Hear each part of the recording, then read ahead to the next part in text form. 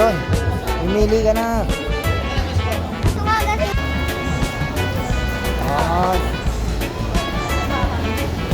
Si Kuya Lok. Ayan angas Si Luca, nakaluka siya ngayon mga kabasag. Ayok, angas. Si Auntie Kotompo. Ano? Angas lang dun. Uy, angas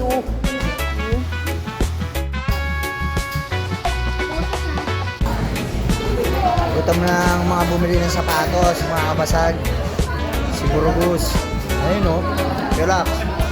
Mama. Siyempre kain muna tayo mga kabasag.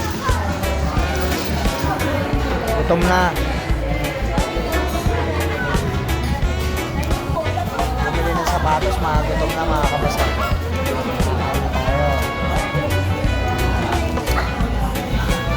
Kain tayo ngayon mga kabasag. Magutom na sila. Relax. Ayun Geng, kabasag. Tayo.